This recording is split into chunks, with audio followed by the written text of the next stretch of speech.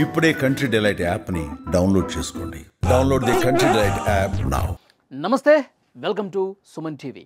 America అధ్యక్షుడు Donald ట్రంప్తో పాక్ ప్రధాని షెహబాజ్ షరీఫ్, అలాగే పాక్ ఆర్మీ చీఫ్ ఆసిమ్ మునీర్ ఎవరైతే ఉన్నారో వీళ్ళిద్దరూ భేటీ అయ్యారు డొనాల్డ్ ట్రంప్తో. వైట్ హౌస్లోని ఓవల్ ఆఫీసులో గురువారం సాయంత్రం సరిగ్గా 4:30 ట్రంప్తో భేటీ అయ్యారు.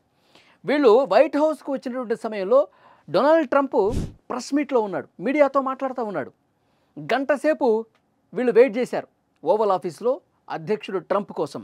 ఈ మీడియా సమావేశం మాట్లాడుతున్నప్పుడే మధ్యలో పాక్ ప్రధాని షెహబాజ్ షరీఫ్ గురించి మాట్లాడాడు.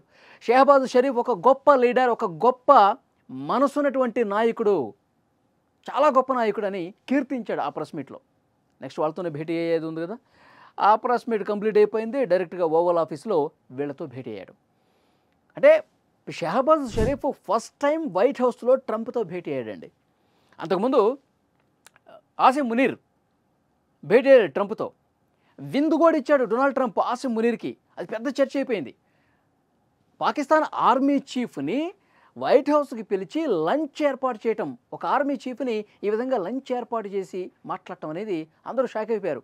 ఏదో జరుగుతుంది, పాకిస్తాన్తో ఇంత ఫ్రెండ్షిప్ ఎందుకు అని చాలామంది మాట్లాడినప్పుడు కూడా దాని వెనకాల వేరే కారణాలు ఉన్నాయి.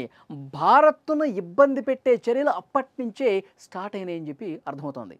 అందుకే పాకిస్తాన్ భారత్ సంబంధించి ఉద్రిక్తతలు కొనసాగుతున్న సమయంలో, ఒక యుద్ధం జరుగుతున్నటువంటి సమయంలో ఈ యుద్ధాన్ని నేనే ఆపాను అని ఆయన అనటం, ఆర్మీ చీఫ్గా ఉన్నటువంటి ఆసిమ్ మునీర్ దానికి వంతపాడి ఎస్ మీరు చాలా కీలక పాత్ర పోషించారు, మీరు చాలా యుద్ధాలు ఆపారు, మీకు శాంతి బహుమతి ఇవ్వాలని చెప్పి ఈయన అనటం అప్పట్లో ఎంత చర్చనీయాంశందో మనం చూసాం. కానీ మనం చాలా స్ట్రైట్గా చెప్పాం. మోదీ గారు ట్రంప్కి ఫోన్ చేసి మా మధ్యలో మీరు రావద్దు, యుద్ధాన్ని మీరు ఆపలేదు అని చెప్పి చాలా కరాఖండిగా ధైర్యంగా చెప్పాం. కానీ వీళ్ళు ఏం చేశారు, అయ్యా మీరే ఆపింది, లేదంటే మేము చచ్చిపోయేవాళ్ళం, మీకు శాంతి బహుమతి ఇవ్వాల్సిందే అని చెప్పి కాళ్ళ మీద పడింది వీళ్ళే కదా.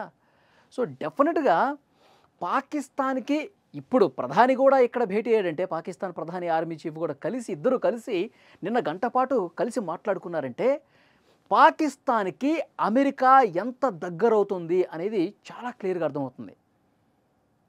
అంటే దాని అర్థం ఏంటి, భారత్కి దూరం జరుగుతున్నాడు డొనాల్డ్ ట్రంప్, ఇప్పటికే జరిగిపోయాడు.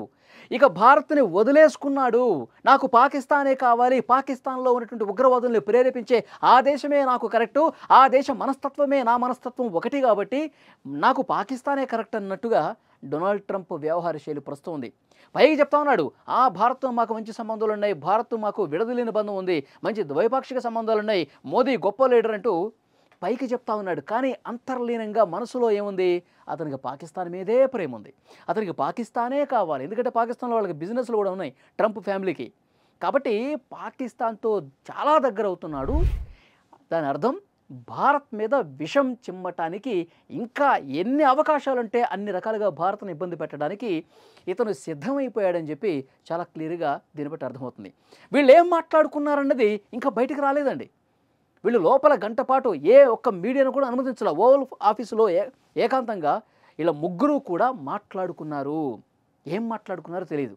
కానీ అనధికారికంగా వస్తున్నటువంటి ఇన్ఫర్మేషన్ ఏమిటి అంటే, మొన్న సౌదీ అరేబియా పాకిస్తాన్ మధ్య ఒక ఒప్పందం జరిగింది.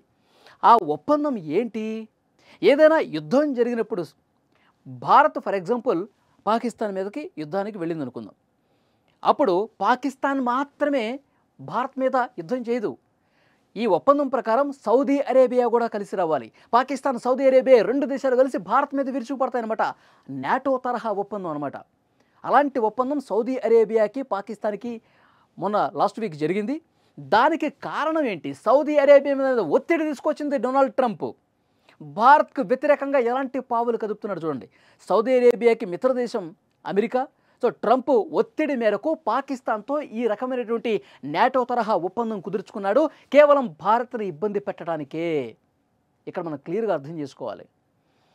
భారత్ మీద ఈ మధ్యకాలంలో అతను డొనాల్డ్ ట్రంప్ సుంకాలు విధించటం, భారత్ డెడ్ ఎకానమీ అని మాట్లాడటం, డ్రగ్స్ సరఫరా చేసే దేశం అని చెప్పటం, లేటెస్ట్గా 70% H1B వీసాలు ఉన్నటువంటి భారత ఉద్యోగుల్ని ఇబ్బంది పెట్టే విధంగా నిర్ణయాలు తీసుకోవటం, ఇవన్నీ వరుసగా ఒకదాని తర్వాత ఒకటి ఎందుకు చేస్తా ఉన్నాడంటే భారత్ని ఇబ్బంది పెట్టాలి, అలాగే పాకిస్తాన్కి దగ్గర కావాలి.